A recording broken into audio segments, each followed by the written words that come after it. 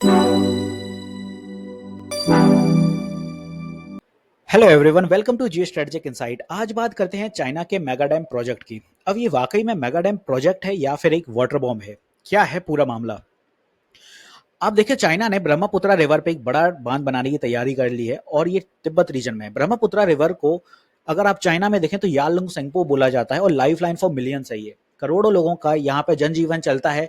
और सिर्फ चाइना में ही नहीं, जब इंडिया में ये रिवर आती है तब वहां भी यूज होता है इसका वाटर, और उसके बाद ये बांग्लादेश भी यूज करता है इसका वाटर। अब जुलाई 2025 में चाइना ने ऑफिशियली इस पे कंस्ट्रक्शन शुरू कर दिया है और साउथ ईस्टर्न तिब्बत में ये बनने जा रहा है। इन्वेस्टमेंट जो इस पे रहने वाला है वो है 168 बिलियन यूएस डॉलर का।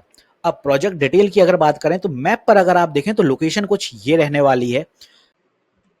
रिवर के ओरिजिन की अगर बात करें तो कैलाश मानसरोवर से इसका ओरिजिन होता है और 1700 किलोमीटर ये चाइना में रहता है। यालुंग सेंगपो नाम इसको चाइना में कहा जाता है।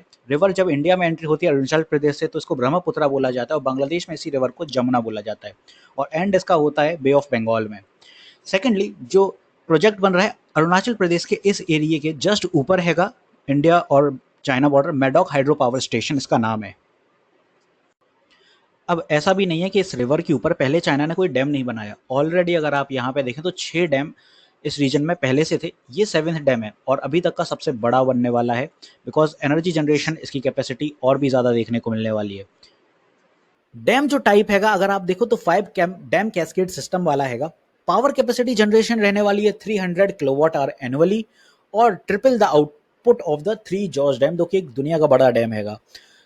चाइना का जो ऑफिशियल जस्टिफिकेशन यहाँ पे देखने को मिल रहा है तो part of China west to east electricity transmission plan है। उन्होंने कहा है कि हमको सीधा एक वेस्ट टू ईस्ट इलेक्ट्रिसिटी का प्लान चाहिए और कार्बन न्यूट्रलिटी पे हम पूरा काम करने वाले हैं। एनर्जी सिक्योरिटी हमारा मेजर कंसर्न है और इसी वजह से ये पूरा इलेक्ट्रिसिटी यहाँ से जितना जनरेट होगा हम ईस्टर्न प्रोविंस में देंगे और साथ ही साथ तिब्बत के रीजन में से इलेक्ट्रिसिटी पहुंचाएंगे।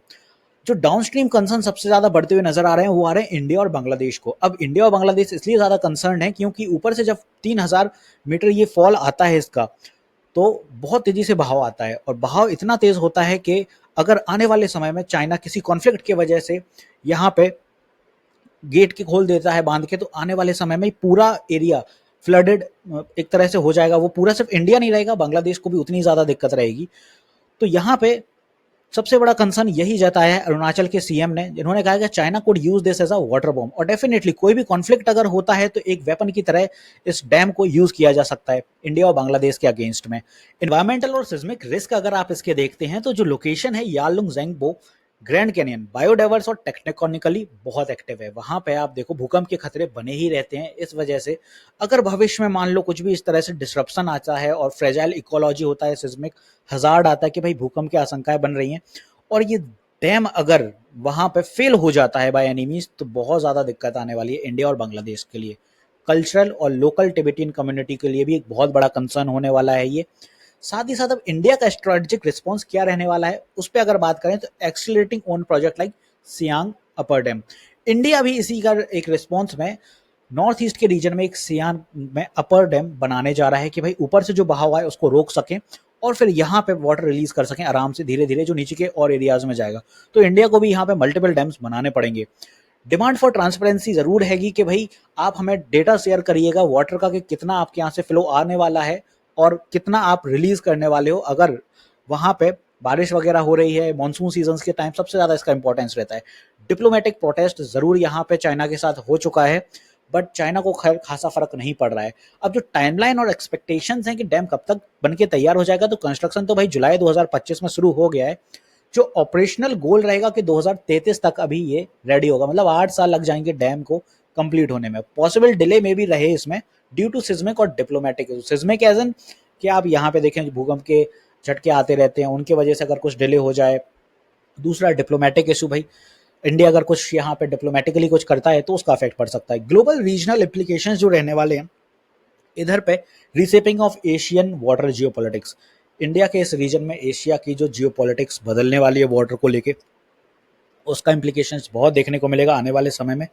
और जो पॉसिबल राइज रहेगा टेंशन का ट्रांस बाउंड्री रिवर्स को लेके वो बढ़ जाएगा क्योंकि अब यहाँ पे जब पानी का बहाव बढ़ जाता है तो कई बार इस तरह की बातें सुनने आती हैं कि ये एरिया हमारा था ये आपका था, हम इस एरिया का डेटा नहीं दे पाएंगे आपको। इसकी वजह से कई नई ट्रीटीज जो रहेंगी, कोऑपरेटिव वाटर शेयरिंग जो फ्रेमवर्क्स हैं, उन पे भी इफेक्ट पड़ेगा आने वाले समय में इंडिया और चाइना को लेके।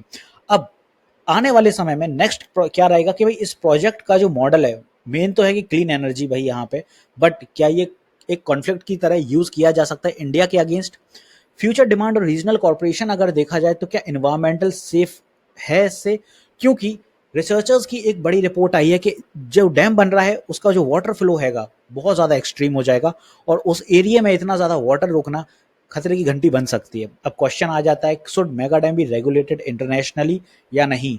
क्योंकि अगर इंटरनेशनली मेगा डैम्स को रेगुलेट करने की परमिशन मिलती है तो डेफिनेटली डेटा शेयरिंग बड़ा आसान हो जाएगा, और डेटा शेयरिंग आसान होगा तो भविष्य में कुछ भी अगर यहाँ पे गतिविधियां बिगड़ती हैं, मान लीजिए कोई अर्थक्वेक आता है या समथिंग लाइक दैट, तो डेटा शेयरिंग से हेल्प बड़ी होती है भाई एक दूसरे देशों को।